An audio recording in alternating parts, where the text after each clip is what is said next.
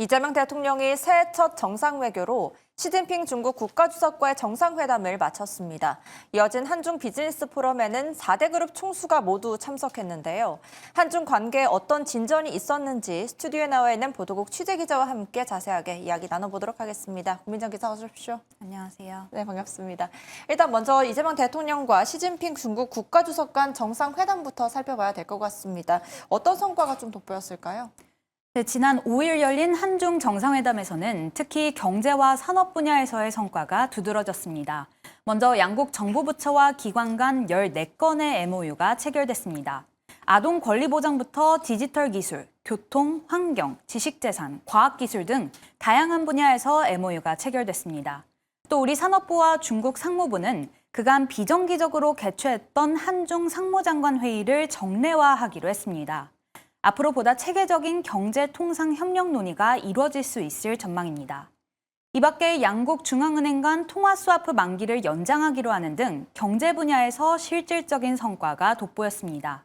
김용범 정책실장은 경제 분야는 중국 쪽에서 우리나라에 대해 걱정하지 않아도 될 만큼 할 수 있는 배려를 할 것 같다는 느낌을 받았다고 전하기도 했습니다. 네, 이렇듯 경제와 산업 분야에서는 주목할 만한 성과가 있었는데요. 사실 한중 정상회담 개최 소식이 알려지면서 특히 많은 주목을 받았던 건 한한령의 완화 여부였습니다. 이 한한령과 관련해서는 어떤 논의가 있었을까요? 네, 일단은 회담 결과 발표 자리에서 한한령 완화나 해제에 대한 직접적인 언급은 없었습니다.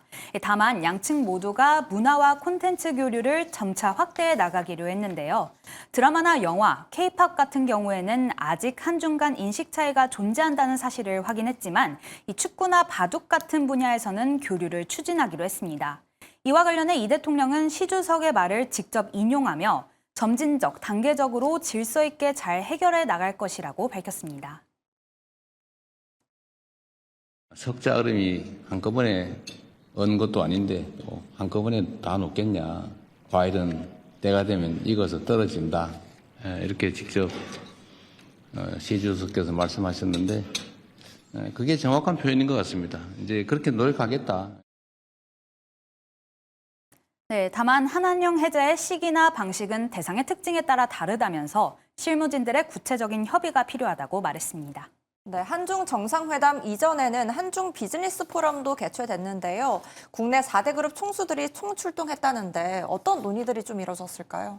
네, 최태원 SK그룹 회장과 이주용 삼성전자 회장, 구광모 LG그룹 회장, 그리고 정의선 현대차그룹 회장 등 4대 그룹 총수들이 중국 국빈 방문에 동행했습니다. 2박 3일간 중국에 머물며 한중 비즈니스 포럼 등 주요 일정을 소화한 뒤 지난 6일 귀국했는데요. 대한상공회의소가 방중 경제사절단을 꾸린 건 문재인 전 대통령 시절인 2019년 12월 이후 6년여 만입니다. 이번 포럼은 2017년 이후 8년 만에 열린 공식 한중 기업인 행사였는데요. 한국에서는 4대 그룹 총수를 포함해 약 200명의 기업인이 참석했습니다. 중국 측에서도 TCL 과기그룹의 리둥성 회장, CATL의 정위춘 회장, 텐센트의 류융 부회장이 동참하는 등 주요 기업 수장들이 대거 참석했습니다. 재계에서는 이번 만남을 계기로 그간 얼어붙었던 한중 기업 간 경제 협력에 물꼬가 트일 수 있을 것이라는 기대를 내놓고 있습니다. 최태원 회장은 포럼 개회사에서 구동존이라는 표현을 언급하며 두 나라가 차이를 넘어 성장의 해법을 함께 모색해야 한다고 강조했습니다. 흔히 한중 관계 방향을 논할 때 구동존이라는 표현을 사용을 하고 합니다. 작은 차이는 존중하되 공통의 목표와 이익을 우선적으로 모색하자라는 말이 되겠습니다. 오늘 자리가 두 나라를 대표하는 경제인들이 서로의 차이를 넘어서 좋은 성장의 실마리를 함께 찾아가는 계기가 되기를 바랍니다. 이번 포럼에서는 특히 미중 패권 경쟁 속 공급망 리스크가 커지는 상황에서 반도체와 배터리 등 핵심 산업을 중심으로 협력 논의가 이루어졌을 것으로 보입니다. 네, 양국 경제계가 총출동한 자리였던 만큼 다양한 분야에서의 MOU도 좀 부각이 됐습니다. 어떤 기업들이 협력을 약속했는지 자세하게 전해주시죠. 네, 이번 포럼에서는 한중 기업 간 총 32건의 MOU가 체결됐습니다. AI 자율주행 플랫폼 개발 협력, 소비재 식품 진출 확대 협력, K-팝 아티스트 IP 콘텐츠 협력 등 이 다양한 분야에서 구체적인 협력이 약속됐습니다.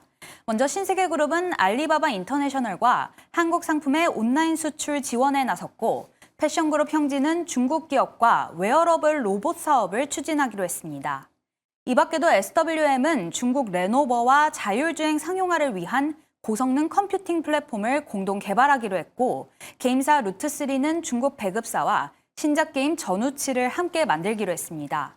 또 최근 코스닥 시장에 상장한 삼진식품은 이 중국에 매장을 내고 어묵 시장에 진출할 계획입니다.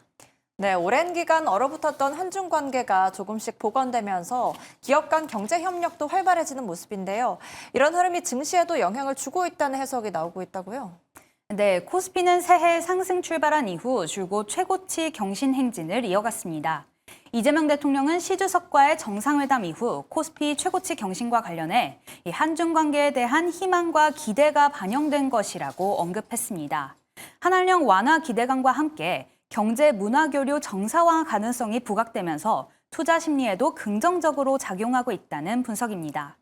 오늘 코스피는 한때 4,622.32까지 오르며 장중 최고치를 경신, 전거래일보다 0.03% 오른 4,552.37로 마감했습니다. 네, 지금까지 한중 정상회담과 한중 비즈니스 포럼 결과에 대해 짚어봤습니다. 구민정 기자, 잘 들었습니다.